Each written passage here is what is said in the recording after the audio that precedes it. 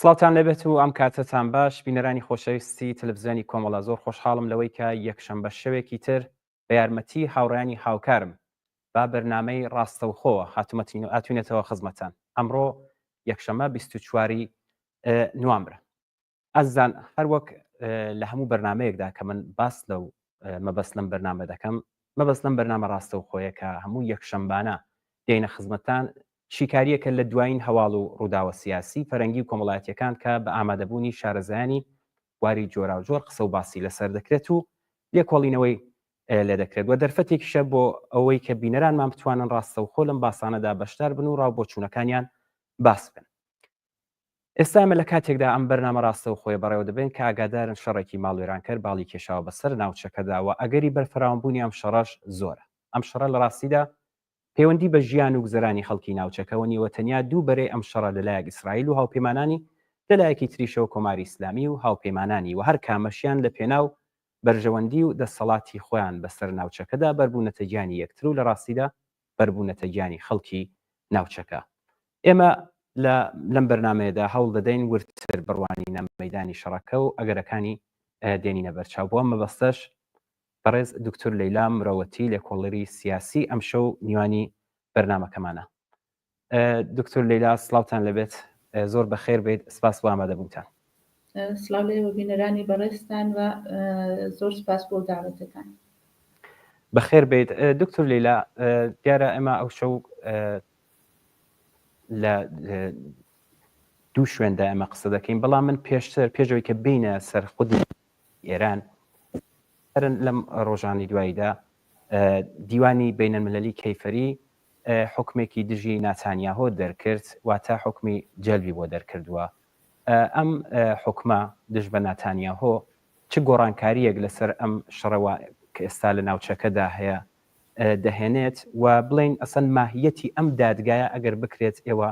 بۆمان باس بکەن ماهیەتی چۆنە؟ دیوانی بینەلملەلی کەیفەریە دەم گەرەکم بێ زۆر کۆتا ئەرسانکەم لە ساڵی 2002 لە دوای ئەوەی کە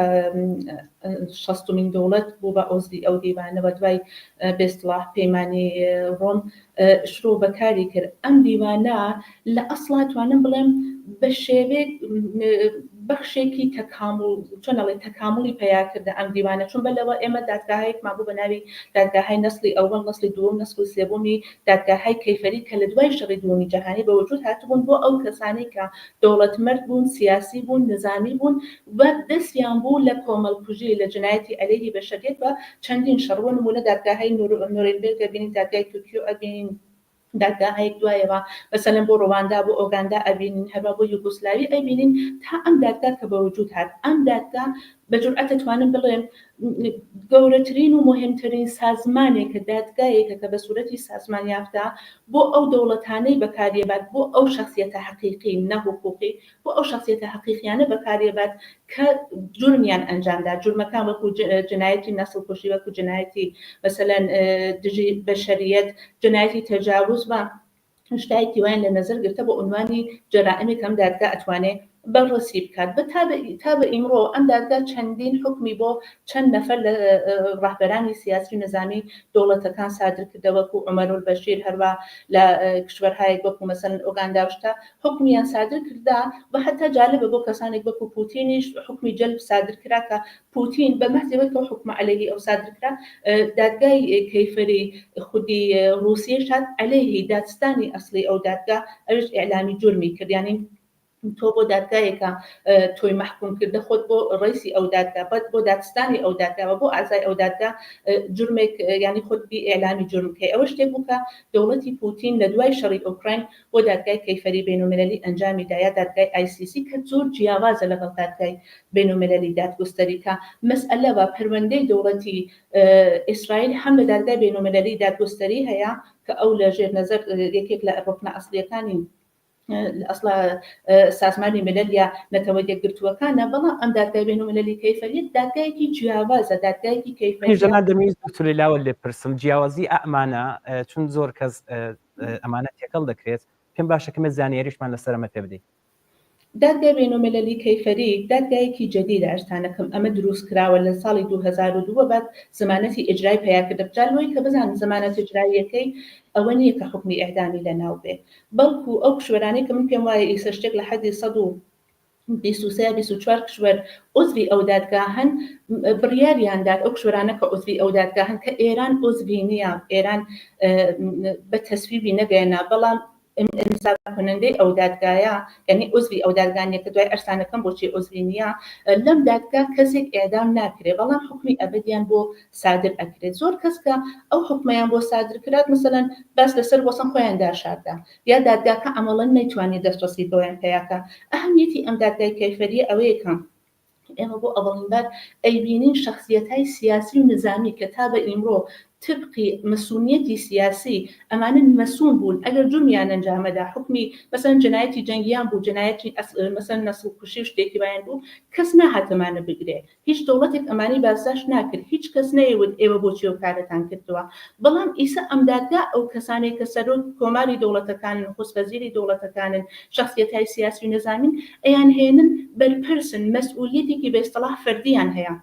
وەخودی ئەم دادگای بینالمللی کەیفەریە لە بەخشێکی لە سەلاحیەتی خۆی ئیسپاداکە بە بەخشێکیشی سەلاحیەتی تەکمیلی دەوڵەتەکانە کە عوزوی هەن بە من ئەرسانەکەم ئەو دەوڵەتانەی کە عوزوینین لەو شتە بەهرە ئەگرن زۆر کەس زۆریان پیان وایە کە چون عوزوی ئەو دادگانین پس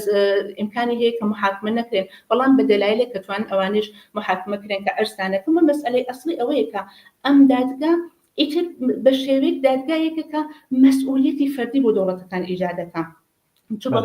مثلا نتانیاهو چوو بۆ کەسێک وەکو خامنەی چوو بۆ کەسێک وەکو پوتین عومەر البەشیر بە دەها نمونە دیکتاتۆر بە کەسانێکە جورمیان ئەنجام داوە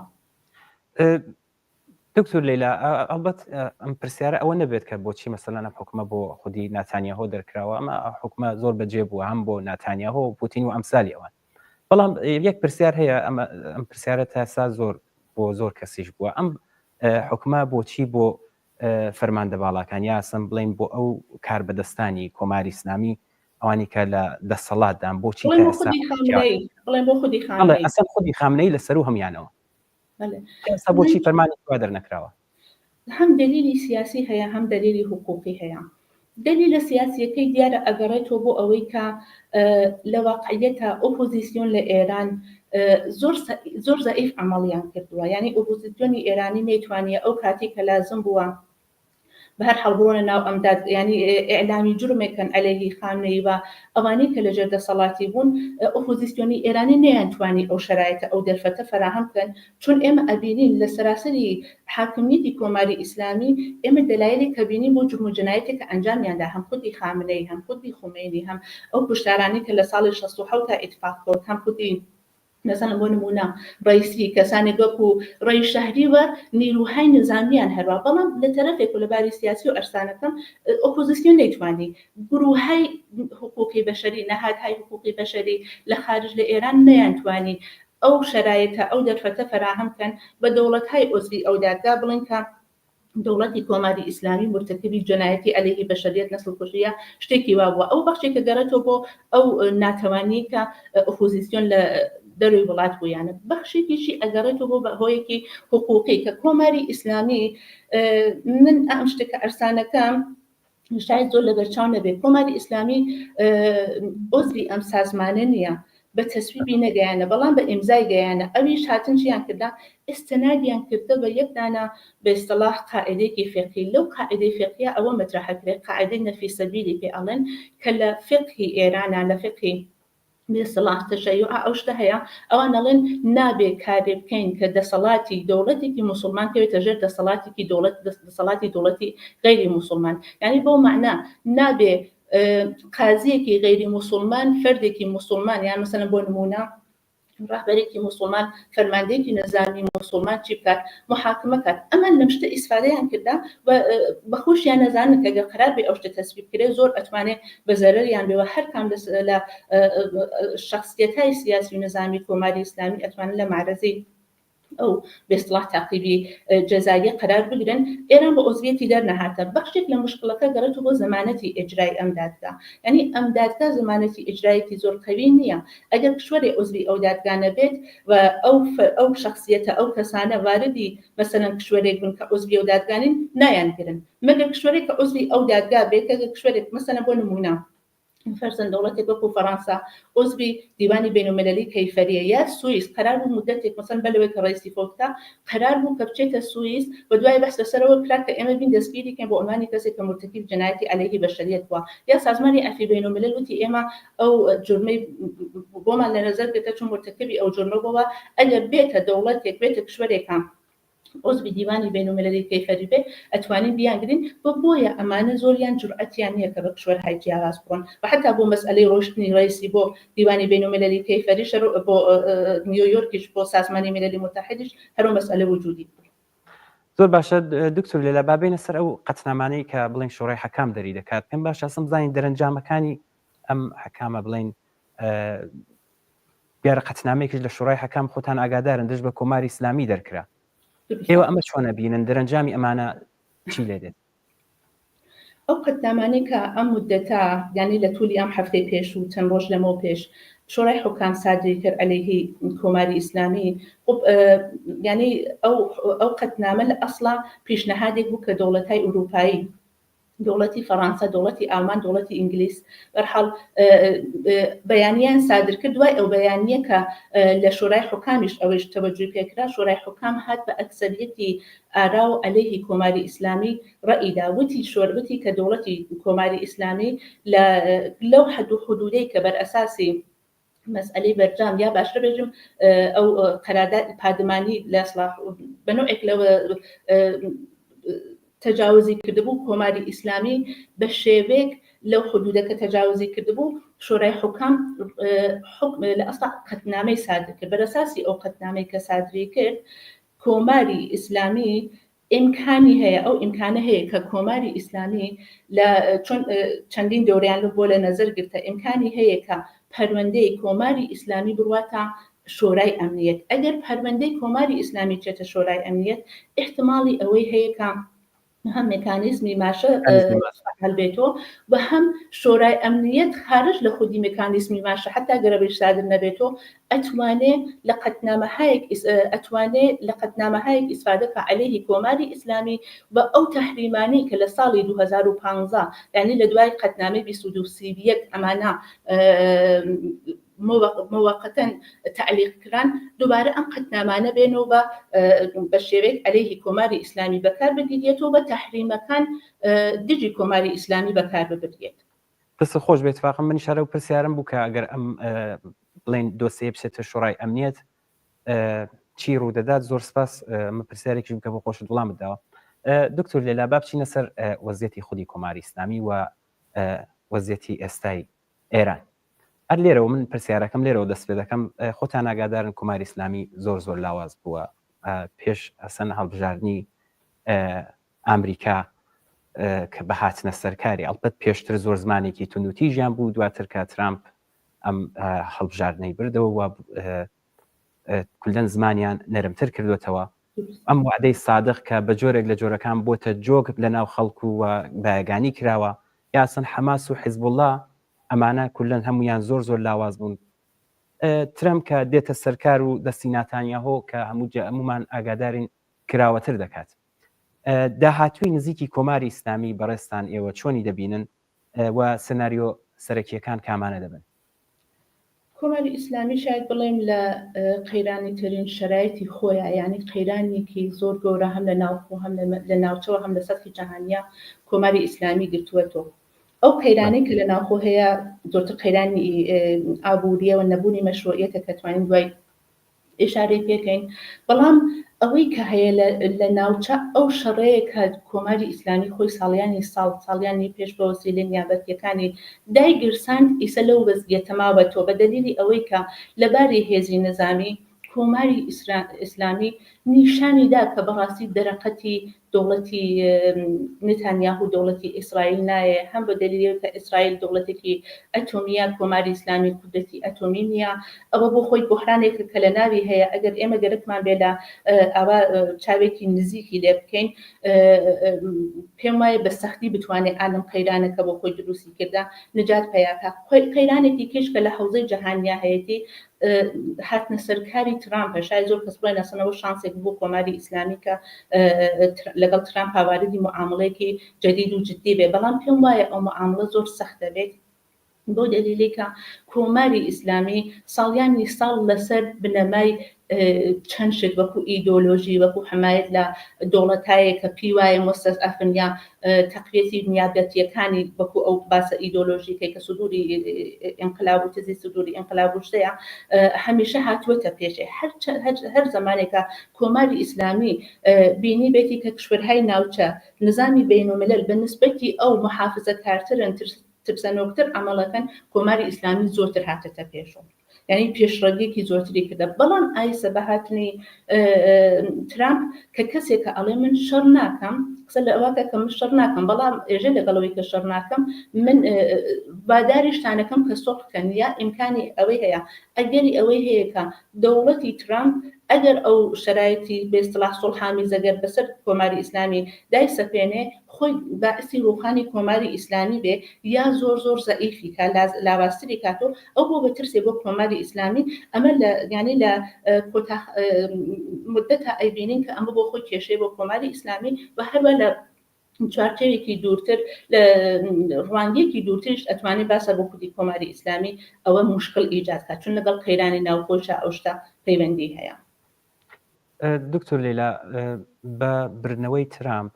دیارە وڵاتانی غەربی بەرامبەر بە کۆماری ئیسلامی زۆر تونتر هەڵسو کەوت دەکەن چ لە زمان و چ لە کردەوەشیاندا دۆناڵد ترامپ لەگەڵ وڵاتانی ئەوروپایی لە دژی کۆماری ئیسلامی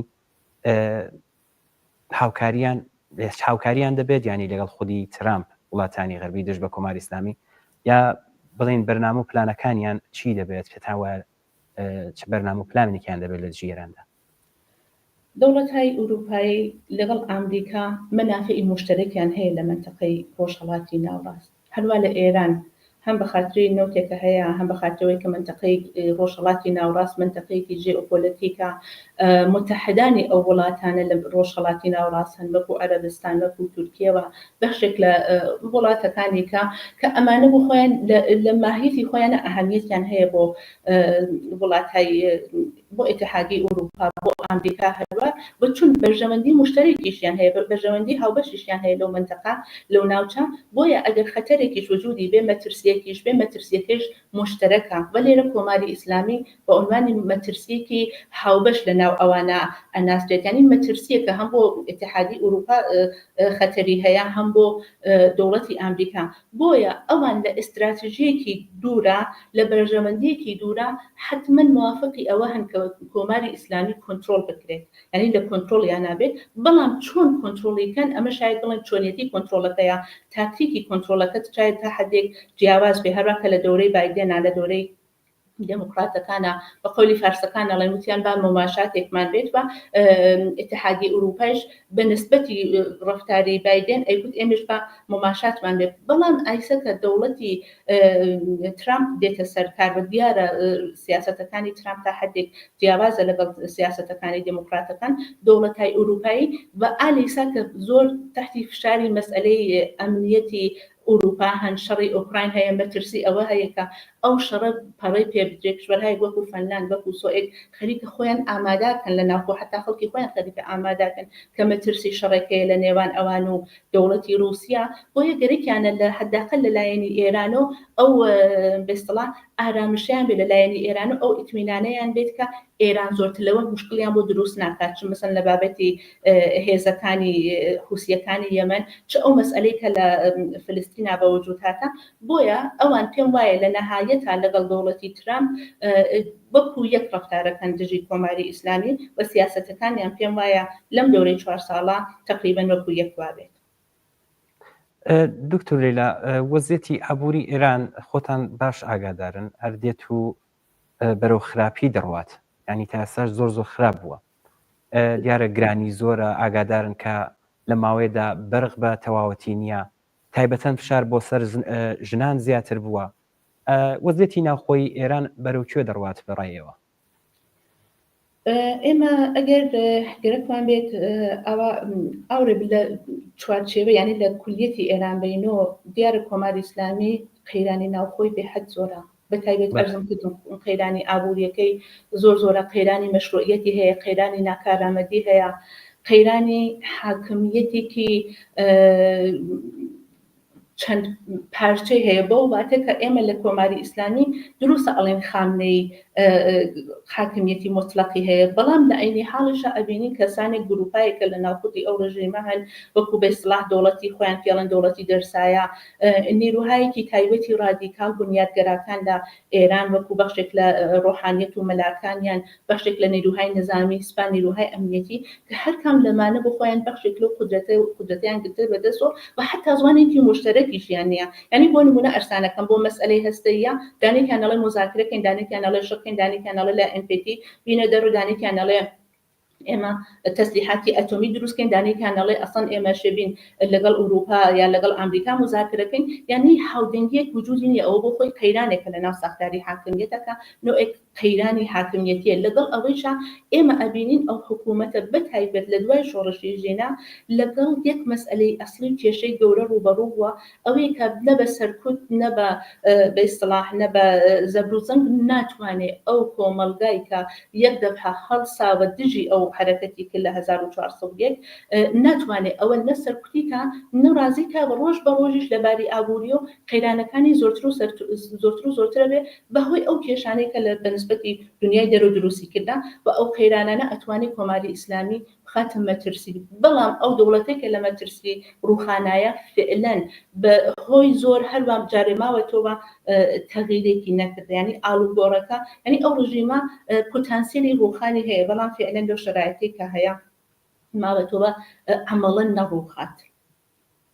دکتۆر لە یەک دانە پرسیارمان بواتووە نووسێتی ئاگادارن ئەڵبنین ئاگادارن سیدی نازانم چەندە ئاگادارن دەنگۆی نەخۆشی جددی خامنەی هەیە وە گۆیا لە کۆمەدایە پرسیارەکەم هەوەیە ئایا مردن یا کوشتنی خامنەی زەرەرە یا قازانج بۆ کۆماری ئیسلامی زۆر لە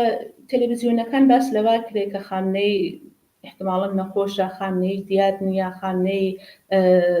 مەخصوصن باس لە جێنشینی خامنەی مەترەحەکرێت لە کوڕەکانی بەتایبەت لە مشتەبا خامنەی بەڵام ئێمە یەکشتیشمان لە نەزەر بێت ئەتوانێت نیشاندان و گەورەکردنەوە ئەوەی کە خامنەی خەریکە ئەمرێت و لە وەزیەتایە بەخشێک لە تەبلیغات و پروپاگاندای حکوومەتی بێت بۆ ئەوەی کە بە شێوەیەک فکر و زیکری خەڵک لێرە ببن بەلاوە متوجه ئەو وەزیەتە ئەسڵی حاکمیەتە کە لە ناو ئێرانە هەیە نەیکەن و حتا ئیمکانی هەیە مەسەن زۆر کەس دەڵێن مشتەبا خامنەی دێ ئیمکانی هەیە ناسن مشتەبا خامنەی نەبێتێ لە کوڕەکانی کەی بێت بەڵام ئەو شتە دیارەکە زۆر بۆ خامنەی گرنگەکە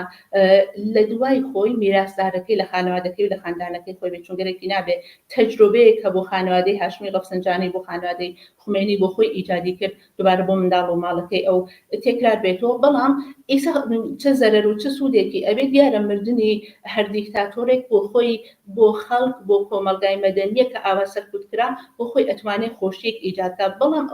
ئەو مەسئلەی شەیە کە ئەم دیکتاتۆرانە ئەگەر بمرن بە مەرگێکی عادی تەبیعی بمرن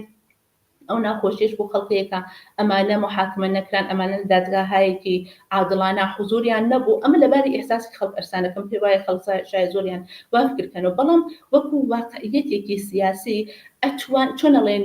پێسەندازیەکە کرێ ئەگەر خامنەی فۆتکە احتمالی هەیە کە لە ناو خۆی حکوومەتە نوعێک پێسەندازی اتفاقەوێ یعنی ئەوانەی کە تا بە ئیمرۆ لە پشتەوە بوون بە شێوەیەک دیار نەبوون لە قودرەتی سیاسیە بەڵام لە قودرەتی سیاسی سەهیم بوون ئێمە خەڵک نەمانە بینی مەخصوصەن بەخشێک لە نیروهای سیاسی ئەمنیەتی و نظامیەکان و مشخصەن لێرە منزورم سوپایە ئەمانە ئەتوانە سەهمی خۆیان ینی دێنە دەرەوە کە سەهمی خۆیان گەرەک بێ ئیمکانی هەیە کە ڕقابەتێک ڕکەبەریە لەبین ئەوان و بەخشێک لە نیروهای سنەتی ڕۆحانیت لە ئێران ئیتفاقەوێ ئیمکانی ئەو شتە هەیە چون بەخشێک لە ڕۆحانیت هێشتا باوەڕیان وایە کە ئەگەر بەس لەسەر ئەوە بێت کە مناڵەکانی خامنەی بە قودرەت بکەن بەخشێک لە ڕۆحانیت هێشتا بە سوورەتی سنەتی پێیان وایە کە ئەو قودرەتە شێ بگرێت وەکو ئەو شتێکە لە 1368 لە دوای بازنەگەری قانونی ئەساسی لە ئەسڵی وەلایەتی فەقیه مەطرحیان کردە وەلایەتی مطلقە کەش بەلەیەکی فەقیهێکی کەی بێوە نابێ ئەو ساختارەبێ بە ساختارێکی مەوروسی ئیمکانی هەیە کە بەخشێک لە نظامیەکان لەگەڵ ئەو شتە مخالفەتیان بێ بە یەک شتێکەش هەیە ئەتوانێ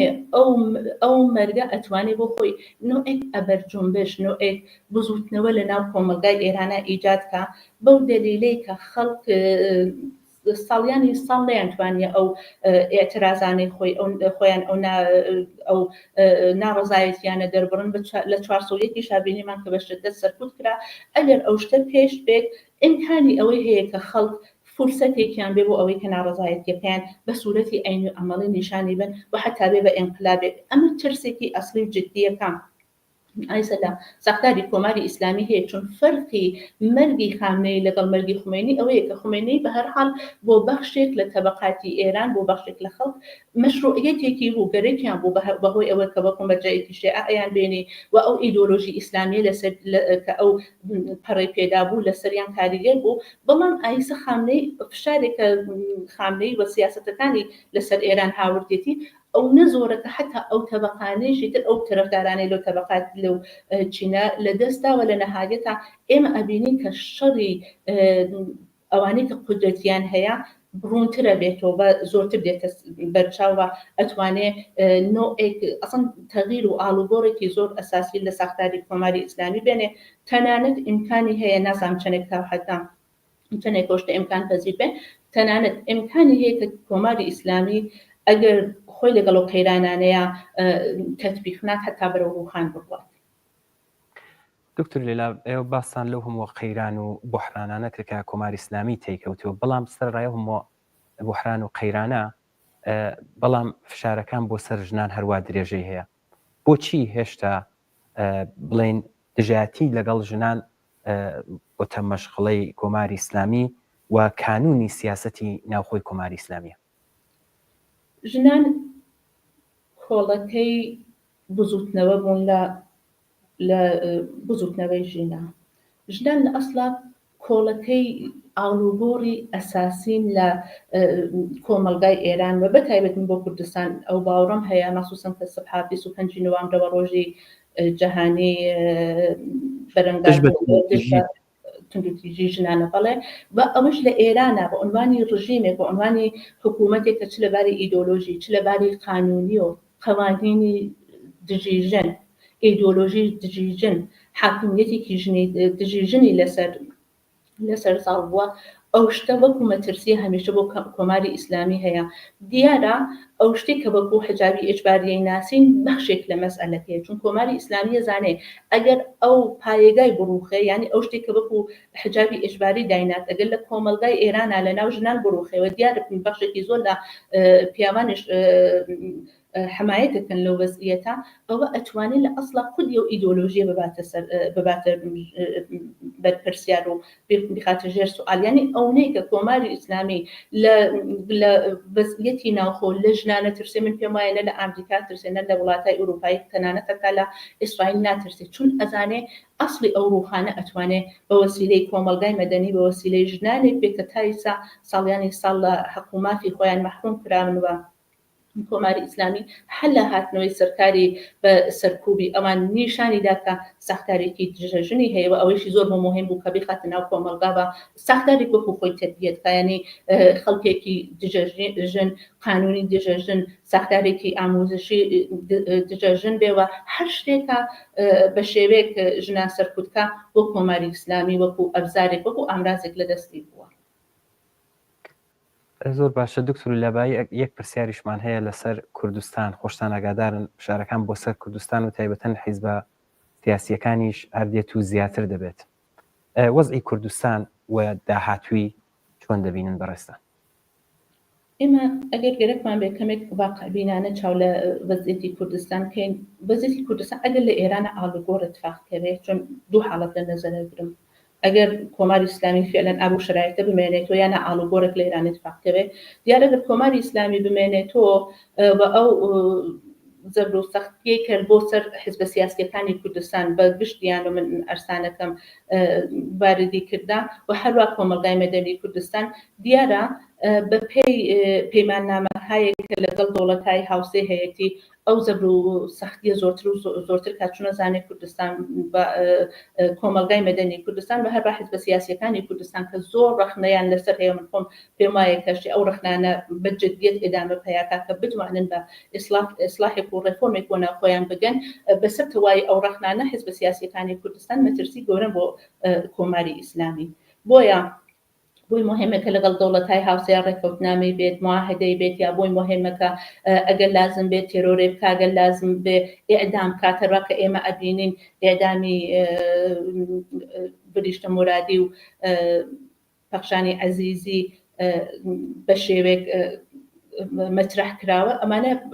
پەیوەندی هەم لەگەڵ حیزبە سیاسیەکان هەیە لە کوردستان هەم پەیوەندی لەگەڵ خەڵکی کوردستان و کۆمەلگای مەدەنی کوردستان هەیە وەکو ترسێکە کۆماری ئیسلامی هەیەتیلی بەڵام ئەگەر کۆماری ئیسلامی بەهۆی ئاڵوگۆڕێک کە پێمان وایە شاید پێش بێت بە نازانین بەڕاستی ئایا و ئاڵوگۆڕە پێش دێت یانە وەکو ئەگەرێک لە نەزەریەک دین ئەگەر کۆماری ئیسلامی بڕوخێت لێرە کورد بەنسبەتی ئەوەی کە چ وەزعیەتێکی هەیە بەنسبەتی ئەوەی کە حزب سیاسیەکانی کوردستان کۆمەلگای مەدەنی کوردستان چەندێک دەتوانن ئەو ارتباط و ئینسجامە لەگەڵ یەکترینە بەرقەرارکەن حزب سیاسیەکانی کوردستان چەندێک ئاڵوگۆڕی جدید ئەناسن چەندێک وەزعیەتی جدید ئەناسن بە شتایەک وەکو بەرژەوەندی ئەناسن پێم وایە ئەمانە هەمووی گرنگە بێ بۆەوەی کە حزبەکانی کوردستان لە داهاتووی دوای کۆماری ئیسلامی خۆیان نیشان بن بەڵام لە عینی حاڵا پێم وایە کە کارێکی زۆر زۆر سەخت و مشکلە بۆ حزب سیاسیەکان بە هەروە بۆ کۆمەلگای مەدەنی کوردستان کە ئەگەر یەکگرتوو نەبن ئەگەر نەتوانن زوانێکی هاوبەشیان بێت لە دوای کۆماری ئیسلامی لەگەڵ ئەو هەموو نیروە بە تایبەت نیروهای ڕادیکاڵی ڕاستی ئێفراتی لە ئێران کە علەنەن عەمەڵەن ڕوانگەیەکی دژ بە کوردیان هەیە دژ بە نەتەوەی کوردیان هەیە دژ بە خەڵکی کوردیان هەیە بە حیزب سیاسیەکانی کورد تەنانەت ئەسڵ بە مەفهومی کورد ئەمان ڕوانگەیەکی وایان هەیە زۆر سەخت ئەگەر کۆمەلگای مەدەنی کوردستان لەگەڵ حیزب سیاسیەکان نەتوانن گفتمانێک قسەیەکی مشتەرەکیان بێت لە دوای ڕوخانی کۆماری ئیسلامی وەختێک کە ڕوبەڕووی ئەو هێزانە بنە هێزهای بە ئیستیڵاح ڕادیکاڵ و ئێفراتی لە ئێران ئەگەر یەکگرتوو نەبن پێم وایە زۆر دچاری کێشە و بۆحرانە بن و ئەو قەیرانە هەروە تەداوم پەیاکات یعنی مەسئلە ئەوەیە کە لە دوای ڕوخانی کۆماری ئیسلامی ئایا ڕژیمێکی تر دێ بە ناوێکی تر بە شکلێکی تر بەڵام بە ماهیەتێکی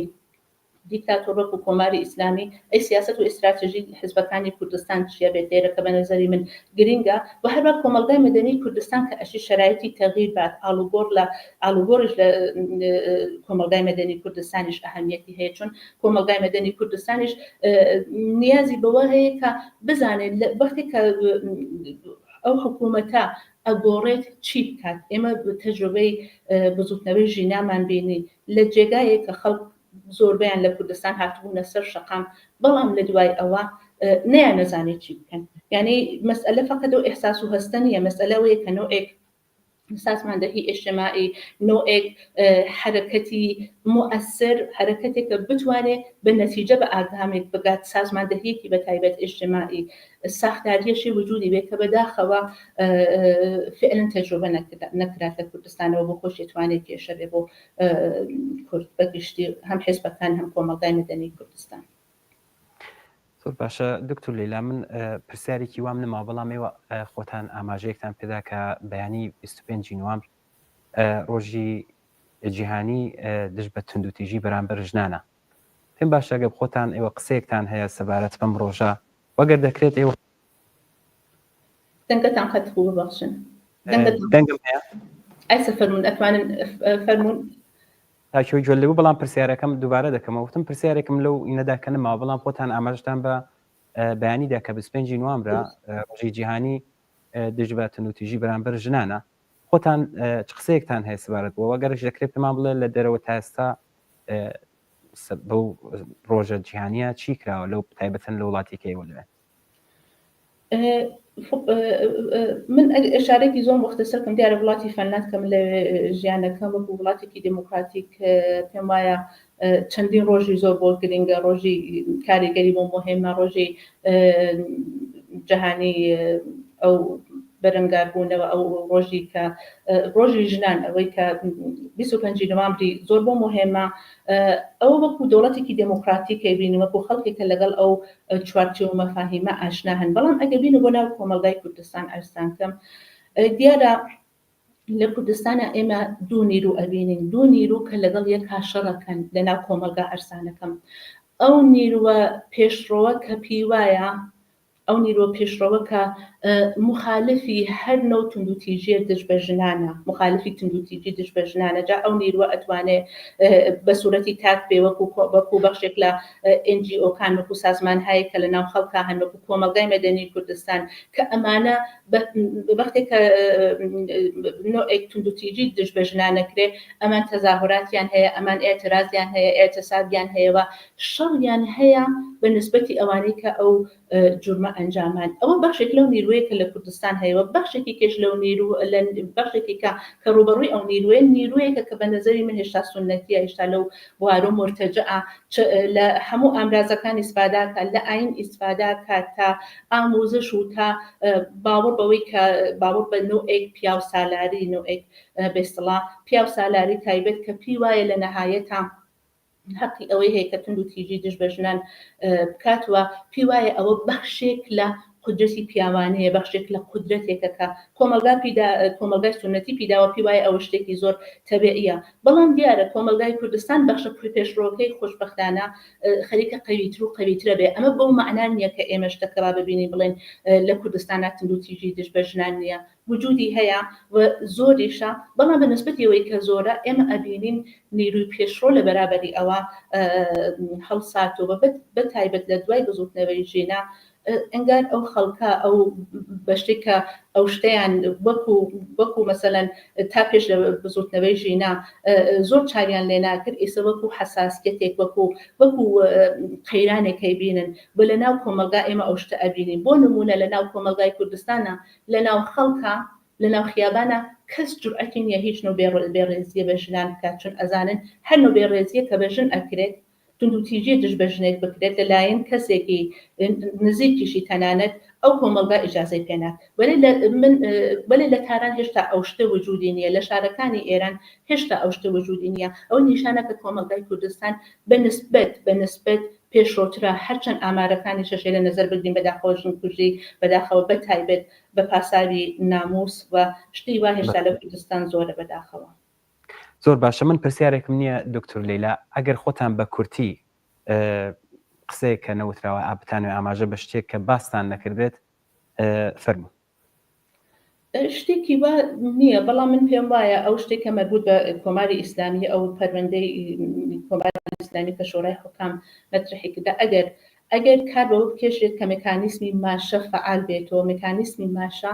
ئەو ئیجازە بە دەوڵەتای ئوروپایی ئاکت ئەمریکانە، چون ئەمریکا قانونن لە قەراردادی بەرجام هاتە دەرەوە، مێکانیزمی ماشە ئەو ئیجازە بە دەوڵەتای ئوروپایی ئاتکە لە تەریقی شۆرای ئەمنیەتەوە بێ ئەوەی کە قەتنامەیەکی تازە سادرکەنەوە دەوڵەتای ئوروپایی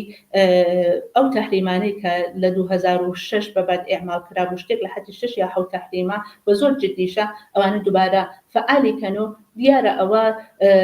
بۆ کۆماری ئیسلامی زۆر مەترسی ئیجادەکە، بەڵام لە عینی ئەوەیشە کە سەختیەکی زۆر بۆ خەڵک ئیجادەکە، من پێم وایە دەرفەتێکیشە بۆ خەڵکە ئەو وەزعیەتە قبوڵ نەکەنەوە بە شێوەیەک ناڕزایەتی خۆیان، حتا ئەگەر بەڕووخانی کۆماری ئیسلامیش بێ، شاید لەو وەزعیەتەکە ئەگەر تەحریمەکان عەمەڵەن ئیتفاقکەوێ نیشان بنیانی، ئەوە هەم فرسەتێکە بۆ خەڵک و هەم تەهدیدێکە بۆ کۆماری ئیسلامی. بەڵێ، زۆر سپاس بۆ بەڕێز دکتۆر لەیلا مرۆتی، لێکۆڵەری سیاسی بۆی کە ئەم شەو داوەتی مەتان قبول کردو لە بەرنامەی ڕاستەوخۆدا بەشداریتیان کرد. زۆر سپاس. سپاس بۆ ئێوە بینەرانی ئازیزش کە تا ئێستا لەگەڵمان بوون. هیوادارین کە بەدڵتان بووبێت و کەڵکی پێویستیشتان لێوەرگرتێت. سپاس بۆ هاوڕێیانی ئازیزم کە زەحمەتیان کێشا و کام بەرنمەیە بەڕێوە بین. تا بەرنمەیەکی تر و یەکشەمەیەکی تر هەر بژین بە شادی و کامران.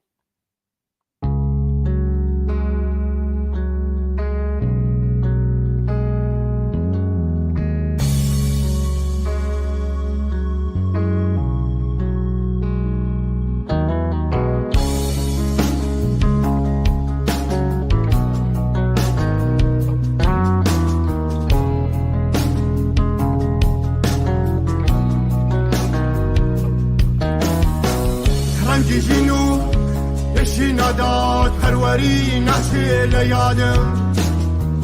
آدم هی من بولتنان هر حول دم بکارکم من لجری حبی ناداد پروری و بشبران واقعی غموا دن حال برن برنوا شطا ممنان مشتینکی نابی عبد زیمان کرکار برن شیشان با شکوی چلا دکان ای حوریانی رنجگران بنوا میدانی خودخان ای محبوب و یکسری دبین حیز و پشتیوان دنها برن ورنوا شقا مکان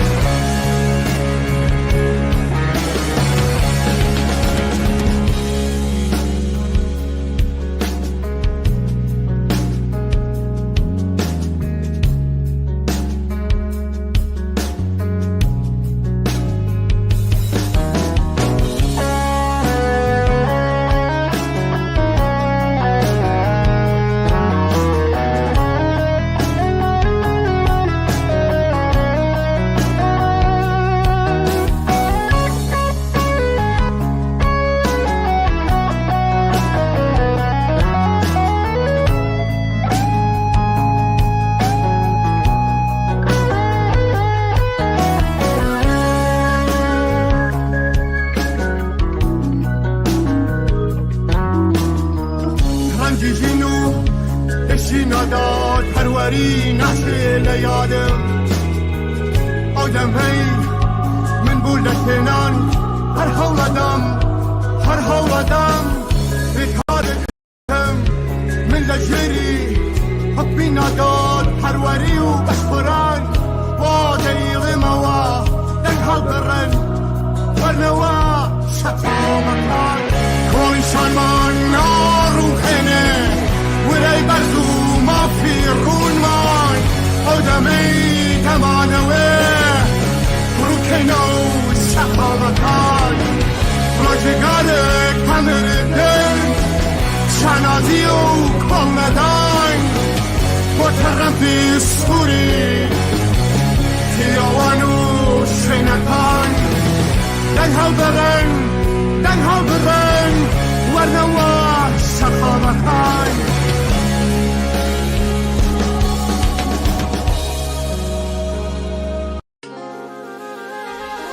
دلبرینم از زاینم دیرو که دخواده دحوینم از زک بزک آزادیه شنو به ولدینم دلبرینم از زاینم دیرو که دخواده دحوینم از زک بزک آزادیه شنو به ولدینم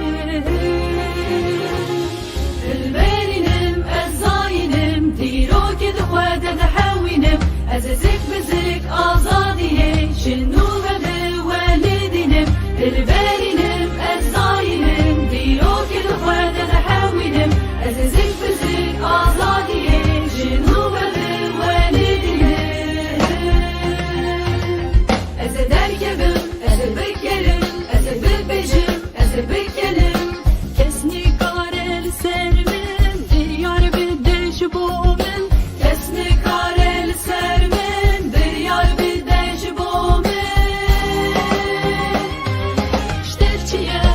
توکی بابو برایان میری دولتی اندازگری ناسناکم یکی جوه ناسناکم